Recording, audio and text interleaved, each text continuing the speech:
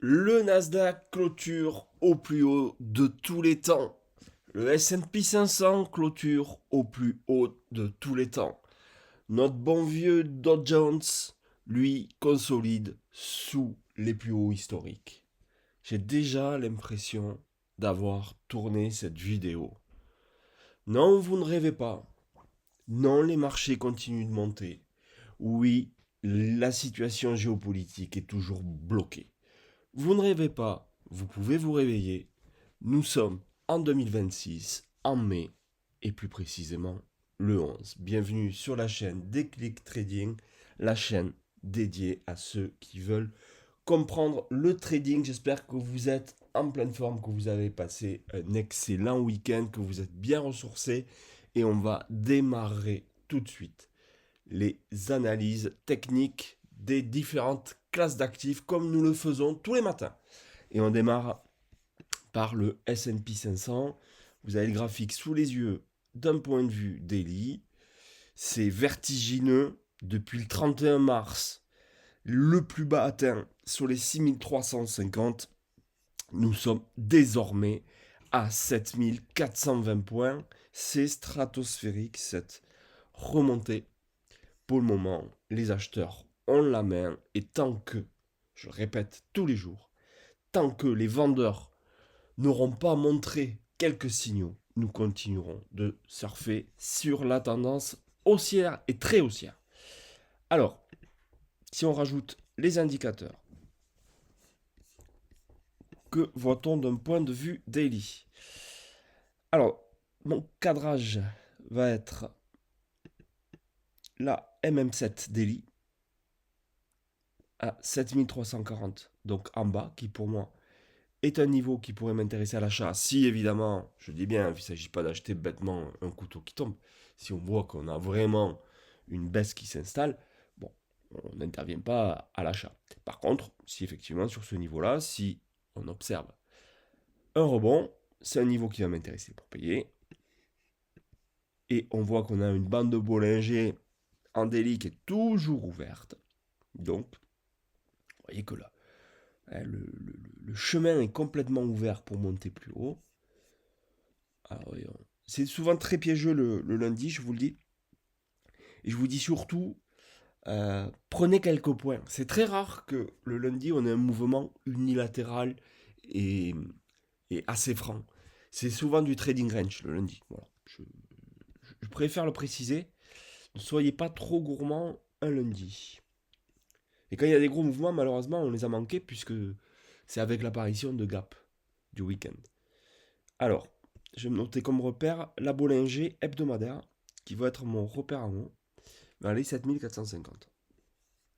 Voilà mon trading range. Alors, si je vais sur des unités plus courtes, par contre, vous allez voir quelque chose. Donc là, vous voyez que mon trading range, donc c'est la ligne jaune horizontale ici et la jaune du haut. Et là, c'est la clôture. Vous voyez qu'on n'a pas réussi à dépasser ce niveau. Donc pour le moment, c'est le niveau qui fait office de résistance sur le S&P 500. C'est-à-dire que si vendeur il y a, c'est le niveau sur lequel ils peuvent intervenir pour aller chercher des niveaux plus bas. Voilà. Moi, je ne vends pas, je le répète encore une fois tous les matins. Je préfère attendre et acheter un marché qui monte pour me mettre dans le sens du vent, sauf si, d'entrée de jeu, vous voyez, je vois que dans la journée, on monte rapidement par là et que ça résiste bien, là, je chercherai à vendre. Par contre, voilà, rentrer comme ça m'intéresse. Ok pour le S&P. Le Nasdaq, ça va être la même chose en plus fort. Hein. Donc lui, le plus haut, voilà. On regarde bien les clôtures des bougies. Hein. On va se mettre en daily. Ah bah on ouvre déjà. Bon, on est tendu de chez tendu. Hein. Quelle clôture vendredi. Hein. Quelle bougie vendredi. Voyons, est-ce que en hebdo on a de la place? Bon, on va commencer, va falloir faire gaffe quand même. Hein.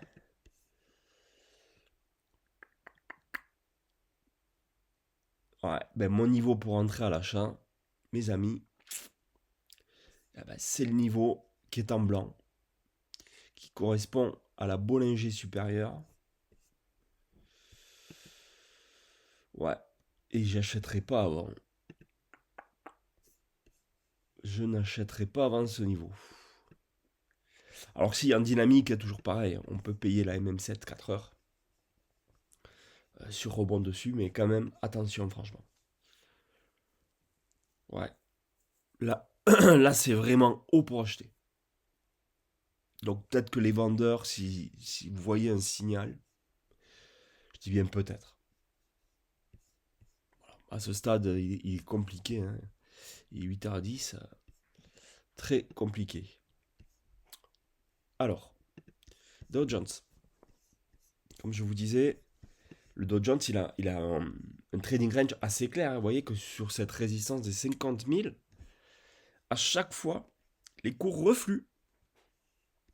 Et ils refluent vers où? Ils refluaient jusqu'à cette oblique qui a été cassée cette nuit. Donc, cette oblique va désormais disparaître.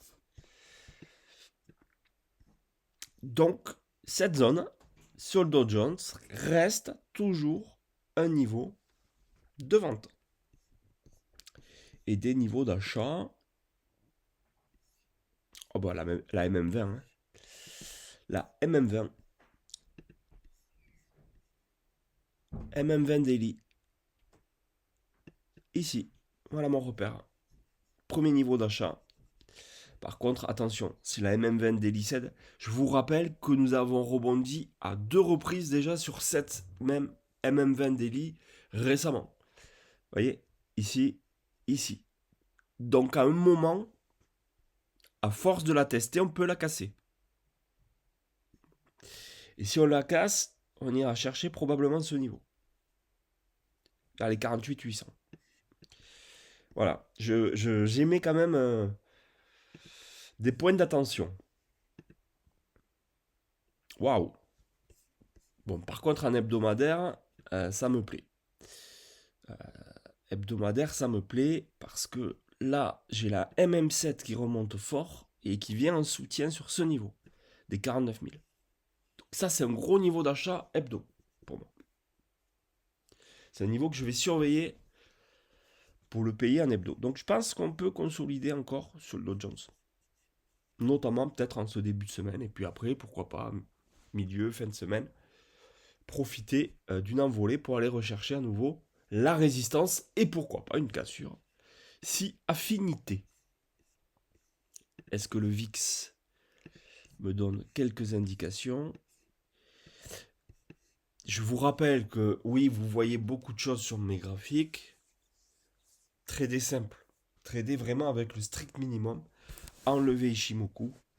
Je l'apprends vraiment étape par étape, ma méthode, mais virez un maximum de données. Et fiez-vous surtout au support et résistance, c'est ça qui compte. Et après aux moyennes mobiles. Là, vous voyez que en intraday, non, là c'est du weekly, pardon. Parfait. En weekly, j'ai déjà le repère sur ma résistance horizontale blanche, qui était déjà le repère de la semaine dernière, qui va me servir à nouveau cette semaine, puisque regardez, j'ai la MM7 et la MM20 weekly qui passent par là. C'est-à-dire que si le VIX remonte un peu, ce qui est probable, hein, on risque d'avoir une petite saccade sur le marché à mon avis, parce que là c'est pas très très haut. Si le VIX revient par ici, voilà, ça sera le niveau sur lequel je vais regarder pour à nouveau payer les indices. Vers les 21. Allez, on va voir le dollar. Donc, le dollar qui consolide toujours sur ses plus bas, sur son bas de canal haussier très long terme. Euh, dollar en danger, toujours en danger, mais bon, on va pas casser comme ça. C'est du très très long terme. Bon, là, pareil, super. On a un super repère en weekly. Cette semaine, ça va être là. Et donc, je pense que le dollar, ce qu'il y a à attendre, vous voyez, ça va être du trading range entre les 97,35, qui est la zone qui a qui a fait office de support ces dernières semaines. Et cette zone où j'ai la MM7 qui passe, qui est très très baissière, et j'ai un cluster de résistance qui passe par là, vers les 98,13. Voilà. Donc là pour le moment, on est au milieu du gué, très dur de rentrer en position. Si le dollar descend ici, vers les 97,35, je pense qu'il peut être intéressant de le payer. En tout cas, il va falloir qu'il aille toucher cette cible. Il n'y a que quand il aura atteint les 98, 10, 98, 15 que je vais pouvoir me mettre à shorter le dollar cette semaine. Disons que tant qu'on n'y aura pas été, je me dirais que la probabilité est grande pour que nous y allions. Donc je ne viserai pas une cassure, un retour vers le bas de range, si on n'a pas d'abord été touché cette zone-là. En daily. Bon, si c'est pas clair, vous me le dites en commentaire. J'espère que c'est clair. Bon, ouais, daily, pareil. Bon, j'ai pas plus d'infos que ça. Pour le moment, voilà, je vous dis. 97, 30, 35 en bas et 98, 10, 10, 15. Voilà, sachant qu'on peut évidemment réaliser quelques mèches. Hein, c'est pas. Voilà, on n'est pas dans l'exactitude absolue. Je vous parle des zones. Ok. Donc pour un euro dollar, on va le regarder, tiens. L'euro USD.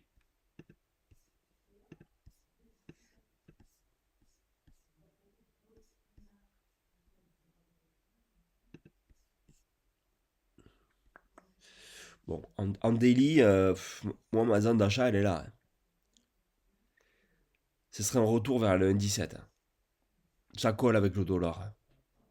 Ça colle avec le dollar. Vous voyez, cette zone-là, par ici, 1,1670, 1,1695. Regardez, cette zone énorme où les cours sont venus euh, tester ce support, en fait. C'est un bloc, là. Et là, en plus, on a les moyennes mobiles qui arrivent. Donc, ça va être une super zone pour rentrer à l'achat. Mais pour le moment, vous voyez, sous les 1,1810, je pense que ça se vend, pour le moment. Et une fois arrivé sur cette zone, on va payer pour aller chercher à nouveau les 1,1790, 1,1810, et puis encore une fois, si affinité, les 1,1850, hein, cette zone-là. Hein. Step by step, guys. Le gold, notre ami le gold, qui a cassé, je vous le rappelle, la semaine dernière, cette oblique baissière de très long terme et qui, ça y est revenu dans mon cœur pour euh, des positions longues. Je vous ai expliqué. Alors j'ai détaillé un trade sur le gold que j'ai fait la semaine dernière. Et vous l'avez en vidéo. Je vous invite à aller le voir parce que ça va vous donner des indications sur le trading avec les moyennes mobiles. Franchement, c'est pas très compliqué et vous allez voir l'efficacité du truc. Alors, en daily, nous sommes sous la MM20 actuellement qui est toujours baissière. On a la MM50 toujours baissière. On ne l'a pas vraiment testé, on s'en est approché sans réellement faire un test. Je vous disais que pour moi, la zone d'achat du gold, désormais, c'était la MM7 Daily. On n'est pas loin. Disons que là, pullback sur zone plus MM7, pullback sur X oblique que l'on a cassé pour venir la tester, plus MM7 Daily, super niveau là, par ici, pour payer et se remettre dans le sens du vent. Et aller chercher la MM50. C'est-à-dire que là, en haut, mon repère maintenant, en haut, il est là.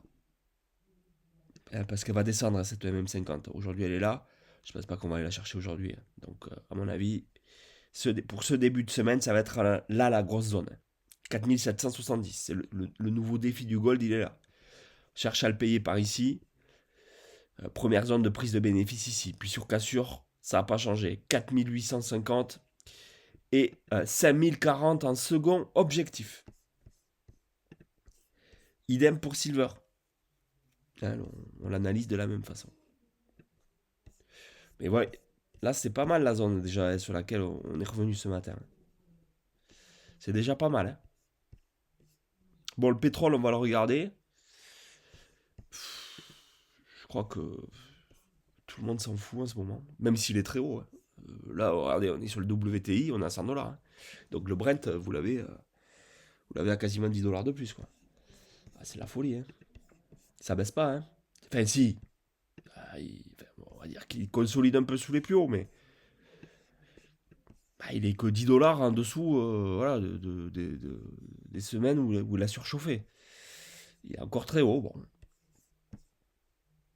Écoutez, les marchés ont envie de croire que ça va bien se passer. On a envie de les croire aussi. Mais bon. Bon, on est dans un triangle. Hein. Vous voyez on est dans un triangle de consolidation. En attendant. Bon, moi, j'y touche pas, de toute façon. J'y touche pas, c'est beaucoup trop dangereux. On va aller voir le Bitcoin. Quand il n'y a rien à faire, moi, je vous le dis, ça sert à rien d'aller chercher. Bon. Je vous disais la semaine dernière que je payais la zone en jaune parce qu'il y avait la MM7 Daily sur les 79 500. Qu'est-ce qu'on a fait? On l'a payé. Regardez où elle nous a amené. Au 82, quasiment aux 83 000. Je vous disais que mon objectif c'était la même 200 Daily. Qu'est-ce qui s'est passé? On a été la chercher. Magnifique. Et là, rejet dessous. Je vous rappelle que nous avons un mur au-dessus de la tête. Je vous invite toujours à aller voir ma vidéo des analyses du mois pour les crypto-monnaies. Et on a un vrai mur sur la tête. Voilà, tant qu'on n'a pas passé ce mur, c'est plutôt une zone de vente.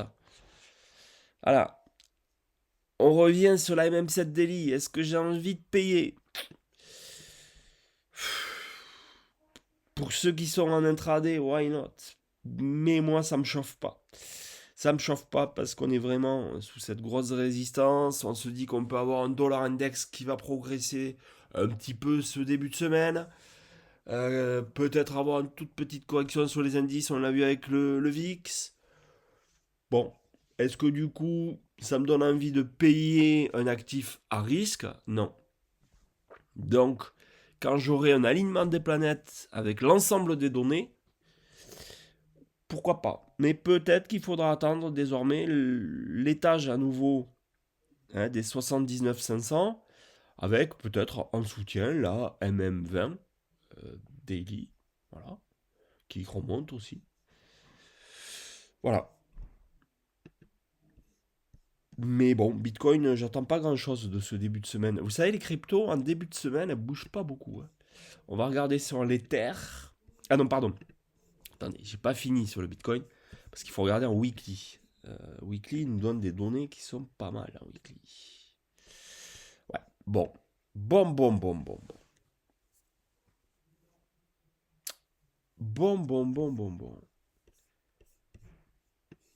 En weekly, ceux qui me suivent depuis quelques semaines ont tout suivi en live. Ouais. Rappelez-vous quand je vous disais que la Chikou, elle avait pour résistance le nuage quand on était par ici. Et effectivement, voilà, on était tant que... Alors en tout cas, dans les premiers impacts, c'était vraiment une zone de résistance. Je vous disais, attention, il vaut mieux sortir. Pour moi, c'est les zones de vente. Par contre, ce que je vous disais, c'est que dans le sens du vent, c'est plutôt les achats. Donc à un moment, la Chikou va casser. Et la Chikou, en weekly, a cassé le nuage. Ça y est, c'est validé. La semaine dernière, on a validé le passage. Donc ça veut dire que, peut-être pas pour tout de suite, mais en tout cas, on a une grosse zone de support sur les 80 400 en weekly et qu'il est probable que dimanche prochain, dimanche soir, on clôture au-dessus de ces 80 400. Donc ça veut dire que si on vient plus bas là, on peut même aller tester peut-être, pourquoi pas, la MM20 et la MM7 qui sont très haussières, et bien ce serait des super zones d'achat pour prendre la hausse. Et que franchement, je pense que le mouvement haussier du Bitcoin est quand même assez imminent. Quand je dis il est imminent, c'est pas dans les prochaines heures, encore une fois, vous l'aurez compris, mais c'est vraiment dans les prochaines semaines, je pense qu'on va avoir un beau mouvement haussier sur le Bitcoin. Et sur l'Ether, c'est un peu plus compliqué parce que lui ne s'est pas encore affranchi. Regardez, Magnifique, hein. La Chikou ne s'est pas affranchie de son nuage. Elle résiste en weekly. Elle tape dessus. On n'a pas... Si, on a clôturé au-dessus de la MM20 qui est très baissière en weekly pour la première fois. Ma zone d'achat, là, maintenant, c'est la MM7 qui est très haussière en weekly. Pour viser la Chikou qui casse son nuage. Mais tant qu'on ne l'aura pas cassé en weekly, on n'aura pas le signal. Par contre, dès que la Chikou va casser son nuage, et si jamais en plus on a fait le pullback sur la MM7 qui monte, waouh, là ça va envoyer du lourd sur l'éther. Et il pourrait, à ce moment-là, je dis bien il pourrait, franchir son fameux mur. Ouais, je rappelle qu'il a lui aussi un gros mur sur la tête. Voilà, j'espère que ces analyses vous auront plu. N'hésitez pas à liker, à partager, à me suivre sur Telegram. Je prépare pas mal de choses. Je vais centraliser toutes les données sur Telegram, c'est pas mal. Et je vous prépare pas mal de surprises, surtout dans un seul objectif, vous aider à mieux comprendre le trading, c'est-à-dire à comprendre ce que l'on fait et pas à appliquer bêtement des méthodes, sachant qu'on n'invente rien aujourd'hui, hein. Si vous prenez un peu de hauteur, si vous vous renseignez bien, arrêtez de croire que les méthodes sont miracles. La réalité, c'est que la réussite, elle est réellement en nous. Voilà. Allez, très très bonne journée à toutes et à tous.